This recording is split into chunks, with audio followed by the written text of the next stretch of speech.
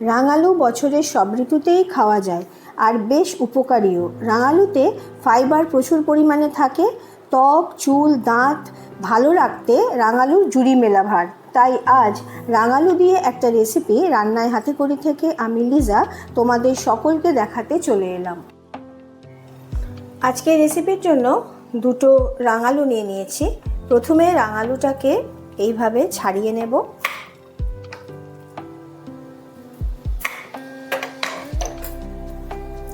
রাঙালুর খোলাটা পুরোপুরি ছাড়ানোর দরকার নেই, একটু মাঝে মাঝে খোলা রেখে বাদবাকিটা এইভাবে ছাড়িয়ে নিচ্ছি।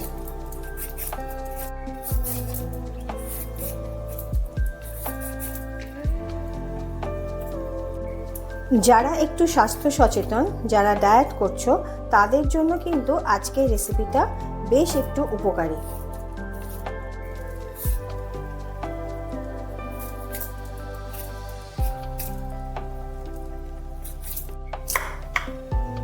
এইবার এইভাবে রাঙালুগুলোকে কেটে নিচ্ছি।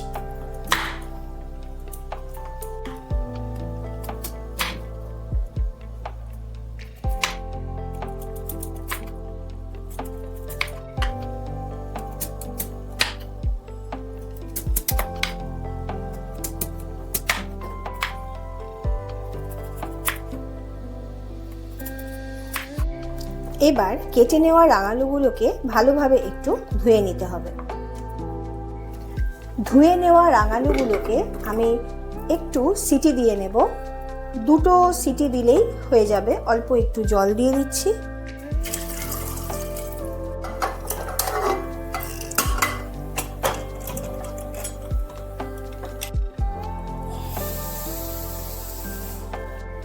এবার একটা কাচের বাউল নিয়ে নিয়েছি। এর মধ্যে একটা পাতিলেবুর একটু খোলাটাকে একটু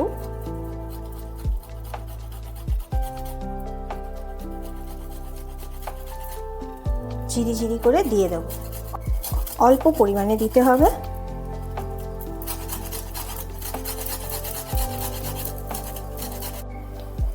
এবার দিয়ে দিতে হবে পাতিলেবুর রসটা।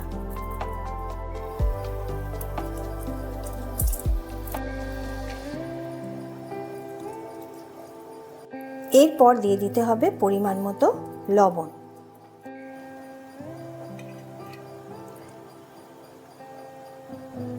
এরপর দিয়ে দিতে হবে মধু।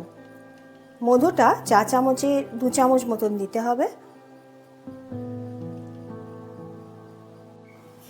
এখানে যাদের মধু ব্যবহার করা যাবে না বা যারা করতে পারো না, তাদের জন্য বলছি তারা কিন্তু আখের গুঁড়ো ব্যবহার করতে পারো। এবার দিয়ে দিতে হবে মরিচ গুঁড়ো। আর দিতে হবে এই মিশ্রণের মধ্যে তিল, সাদা তিল যেটা, সেটা আমি দিয়ে দিলাম চা চামচের 1 চামচ মতো। এবার এটাকে ভালো করে একটু মিশিয়ে নিতে হবে।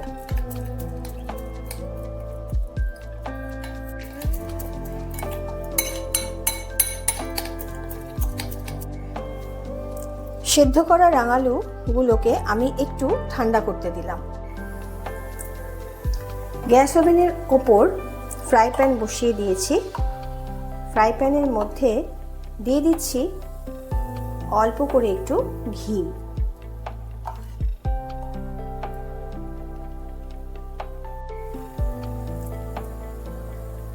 যাদের ঘি খেলে অসুবিধে হয় তাদের জন্য বলছি, তোমরা কিন্তু এর পরিবর্তে, ঘিয়ের পরিবর্তে রিফাইন্ড অয়েল বা অলিভ অয়েল খেতে পারো। গ্যাসের ওভেনকে সিম করে এবার সেদ্ধ যে রাঙালুগুলো ছিল সেগুলোকে এর মধ্যে দিয়ে দিতে হবে।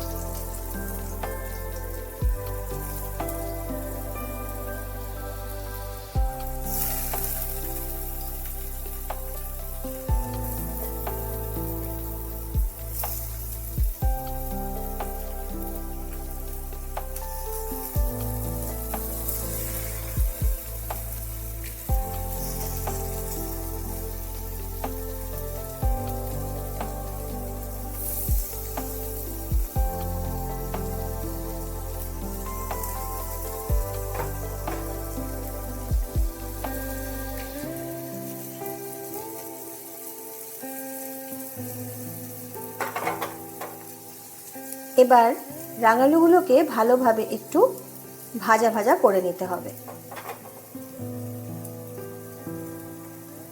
গ্যাসের ফ্লেমকে একবার সিম করে একবার মিডিয়াম করে এইভাবে একটু দেখে শুনে একটু ভাজা ভাজা করতে হবে। এক পিঠ ভাজা হয়ে গেলে আর এক পিঠ একটু উল্টে দিতে হবে, যাতে দুটো পিঠই ভালোভাবে ভাজা হয় সেদিকটা খেয়াল রাখতে হবে। একটু পুড়ে পুড়ে গেলেও কিন্তু অসুবিধে হবে না।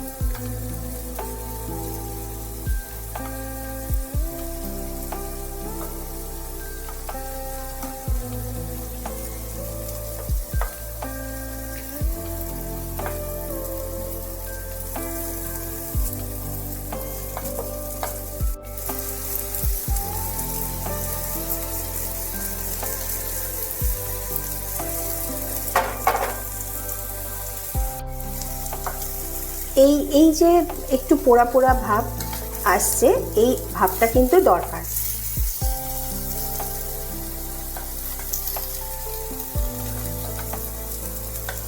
তবে খেতে ভালো লাগবে, এই জন্যই বলা।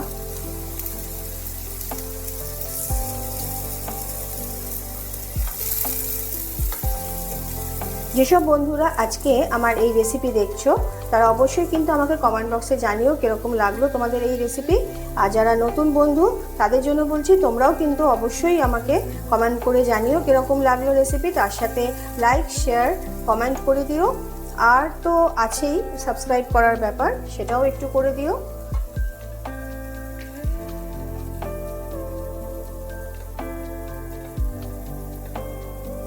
এটা কিন্তু খেতে খুব সুন্দর লাগে, একটু ক্রিস্পি ভাব হয়। একদিকে মিষ্টি, যেহেতু রাঙালু বলে কথা, সেহেতু একদিকে যেমন মিষ্টি হয়, একদিকে একটু টক টক ভাব থাকে। আর যেহেতু মধু দেওয়া হবে এর মধ্যে, সেহেতু কিন্তু খেতে সব মিলিয়ে খুব সুন্দর লাগে।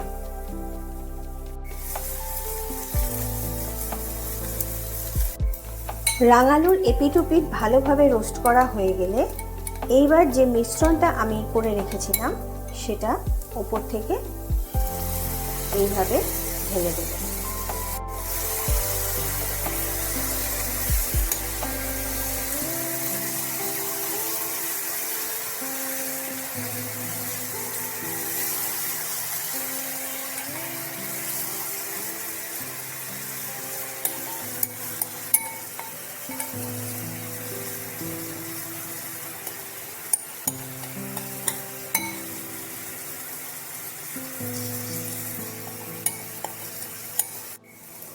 এবার ওপর থেকে একটু ধনেপাতা ছড়িয়ে দিচ্ছি ইচ্ছা মতন। যদি তোমাদের কারোর ধনেপাতাতে অসুবিধে হয় তাহলে দেবে না, আমি একটু দিয়ে দিলাম।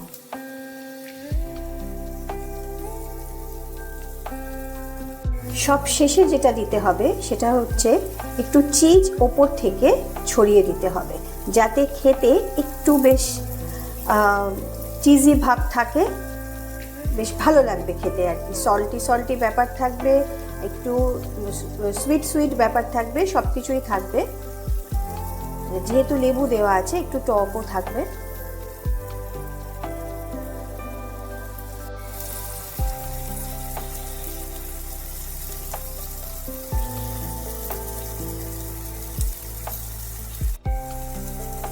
তাহলে একেবারে রেডি হয়ে গেল, গ্যাস বন্ধ করে দিলাম।